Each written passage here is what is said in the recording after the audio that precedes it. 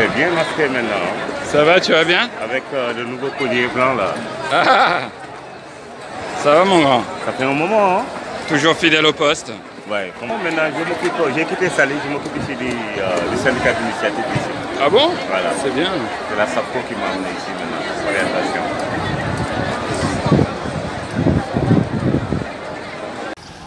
Bonjour à tous, et content de vous retrouver donc en ce vendredi matin. Donc ça fait un petit bout de temps, hein, excusez-moi, hein, j'ai pas pu faire de vidéo en début de semaine, comme je vous l'avais dit, hein, beaucoup pris, pas mal accaparé, etc.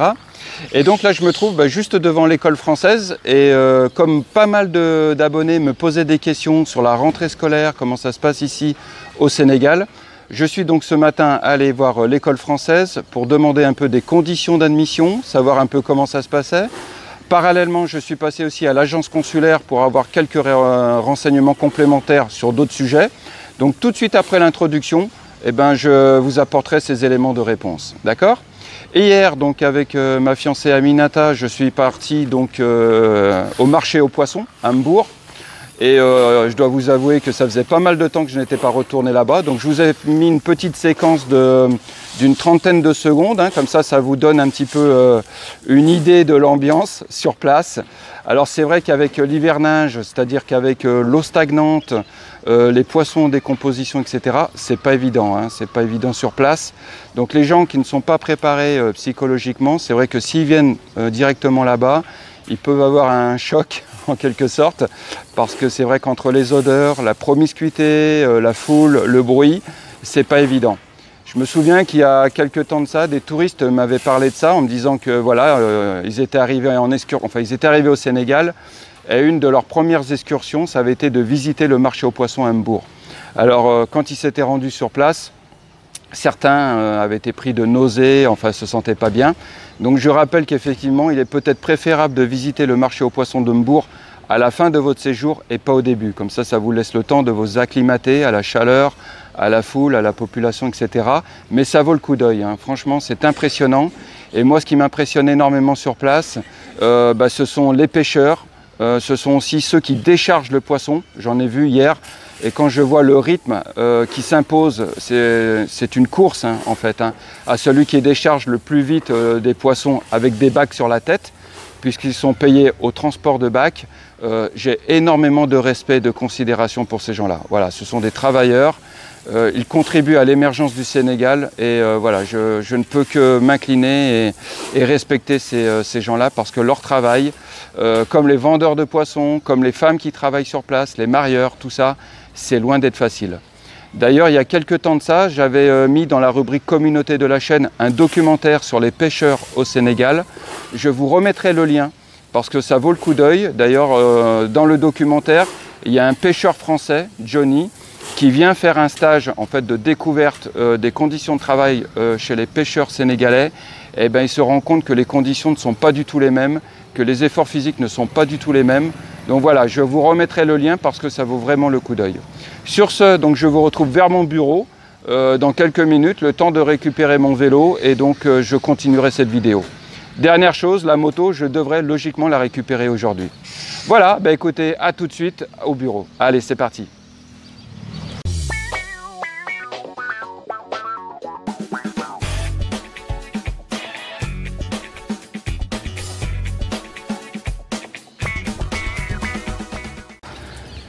Voilà, donc je suis de retour au bureau, hein, tranquillement. Alors juste une chose par rapport à hier, hein, le marché aux poissons de Mbour.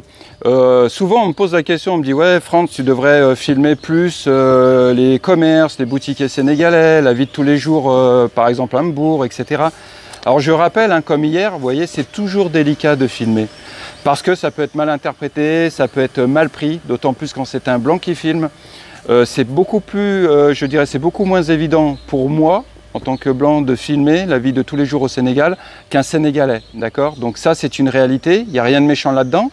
C'est simplement, voilà, c'est un facteur que je dois tenir compte. Et comme hier, par exemple, bon, j'ai filmé 30 secondes, Aminata était à mes côtés.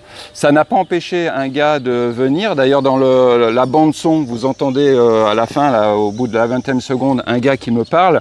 Donc vous voyez, ça n'a pas traîné hein, pour venir me voir. par chance, enfin je dirais je le connaissais, et du moins lui m'a reconnu.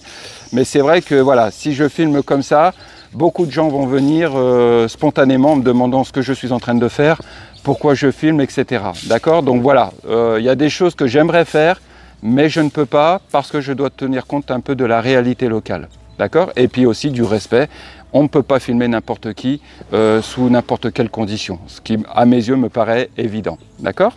Voilà, donc là, changement de programme en fait, parce que je voulais vous parler dans cette vidéo de l'inscription, comment ça se passe pour l'école, mais entre-temps, donc en arrivant à mon bureau, j'ai reçu un coup de fil donc, du secrétariat de Jacques Prévert, de l'école française Jacques Prévert.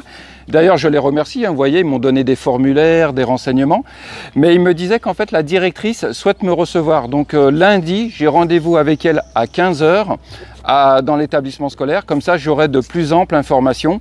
Donc il est inutile, je dirais, pour l'heure, de vous donner des informations. J'attends de voir la directrice lundi à 15 h et à partir de là, je relayerai un petit peu toutes les informations, les conditions d'inscription, les tarifs, enfin ce genre de choses, d'accord? Donc voilà, donc aujourd'hui l'école, on met ça en stand-by.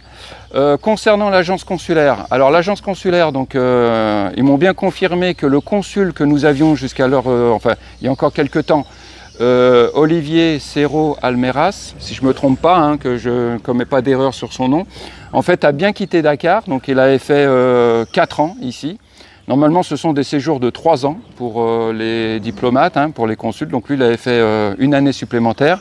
Et donc le consul général a été nommé ambassadeur au Cap-Vert. D'accord. Donc si voit la vidéo, bonne intégration au Cap-Vert et puis félicitations pour votre promotion dans l'ordre diplomatique. Voilà, donc pour moi, bon, je l'aimais bien, il était sympa, c'était un poète, comme je le disais. Je l'appelais un peu le consul poète. Et donc nous avons un nouveau consul général, mais je ne connais pas encore son identité. Je pense qu'il viendra certainement se présenter sous peu et je vous donnerai de plus amples informations là-dessus. Qu'est-ce que je voulais vous dire d'autre aussi? Alors, donc j'ai abordé aussi à l'agence consulaire des informations sur le mariage, savoir un petit peu comment ça se passait, puisque moi-même je vais être concerné par cette situation. Et donc j'ai parlé un peu du certificat de capacité de mariage, c'est-à-dire que tout ressortissant français qui souhaite se marier ici au Sénégal avec un conjoint sénégalais de nationalité sénégalaise, il doit faire au préalable une demande de certificat de capacité de mariage. Moi je ne l'ai pas fait. Alors c'est ce que j'expliquais donc à l'agent qui travaille, je rappelle qu'ils sont bénévoles dans cette agence consulaire. Donc je lui posais des questions en toute sincérité. Je lui disais voilà, moi je dois faire le mariage religieux courant octobre, comment ça se passe? Elle me dit écoute, dans ce cas-là, Franz, c'est simple, tu fais donc le mariage religieux et ensuite tu le fais reconnaître auprès de la mairie de Mbour, c'est-à-dire auprès des autorités sénégalaises. Et une fois que tu as donc le papier attestant comme quoi ton mariage religieux a été reconnu sur le plan administratif par les autorités sénégalaises, tu viens nous voir et là on fera une demande de transcription, d'accord, mais sans la parution des bancs, d'accord, puisque tu as déjà fait d'emblée le mariage. Voilà. Alors je lui ai posé aussi la question de manière objective et puis d'autant plus que je connaissais des Français qui avaient fait ça. Je lui disais mais si volontairement j'omets de dire aux autorités consulaires que j'ai fait un mariage religieux et que je leur dis que je suis en train de préparer le mariage civil. Elle me disait qu'effectivement, la personne me disait que c'est un risque, que tôt ou tard ça se saura. Donc voilà, donc personnellement, je préfère jouer la carte de la transparence, d'autant plus que ça serait stupide de ma part de cacher le fait que je me marie religieusement, alors que je l'ai dit à travers mes vidéos. Donc ça serait stupide me concernant. Pour vous, par contre, je pense qu'honnêtement, il faut mieux jouer carte blanche aussi, c'est-à-dire que si vous avez fait le mariage religieux, bon, dans ce cas-là, il faut mieux le dire, plutôt que de dire que vous ne l'avez pas fait. Et le risque, c'est qu'un jour, si les autorités françaises le découvrent, etc., ça risque d'annuler la procédure de transcription. D'accord? Donc voilà, donc c'est un conseil. Donc moi, je vais faire un peu les choses à l'envers, c'est-à-dire que je fais le mariage et je ferai la transcription dans un deuxième temps. Alors je sais que la procédure est beaucoup plus longue, puisque ça peut durer de 6 mois à 18 mois pour obtenir le livret de famille. on fera comme ça et je vous tiendrai au courant en temps et en heure. De toute façon, je vous expliquerai un petit peu la démarche. Pour ceux qui sont dans un projet de mariage, mais pour l'instant qui n'ont pas de date définie, je vous invite donc à vous mettre en rapport avec l'administration française en vue d'obtenir donc ce certificat de capacité de mariage. Apparemment, il s'obtient assez rapidement et une fois que vous l'avez, là, vous pouvez prendre rendez-vous soit auprès de la mairie, soit auprès des autorités religieuses pour faire votre mariage avec votre conjoint sénégalais. D'accord? Voilà ce que je pouvais vous dire aujourd'hui dans cette petite vidéo. J'en ferai donc une assez rapidement suite à mon entretien avec la directrice donc, de l'école française Jacques Prévert. Je vous donnerai tous les éléments, toutes les informations, ainsi que dans le descriptif, les liens, enfin voilà, tout comme je fais d'habitude et habituellement. Sur ce, donc à chacun d'entre vous, je vous souhaite une bonne journée, une bonne continuation. On est toujours en période des pluies ici, donc il pleut pas mal, fréquemment. Il a bien plu hier soir. Voilà, donc la végétation, elle est luxuriante et ça fait vraiment plaisir à voir. Et moi, je vais continuer un petit peu mon boulot. J'ai trouvé un logement. Alors, j'ai trouvé un logement. J'ai fait une réservation. J'ai versé un mois de caution, un mois d'agence. Et donc, il me restera à verser début octobre le loyer en cours. Mais bon, vous savez, rien n'est simple, c'est jamais simple. Donc le logement, il n'y a toujours pas de compteur Sénélec, donc il n'y a pas le branchement électrique, il y a encore des travaux qui n'ont pas été finalisés. Voilà, mais s'il y a bien une chose que le Sénégal m'a appris, c'est de rester toujours cool, de ne jamais paniquer ni angoisser. Donc on prend les choses telles qu'elles viennent. Et voilà, donc je suis confiant. Voilà, je me dis il reste encore 15 jours avant la fin du mois. D'ici là, je pense que le compteur électrique sera installé. Sur ce, à chacun d'entre vous, je vous souhaite une bonne continuation, prenez soin de vous et puis à très bientôt. Salut!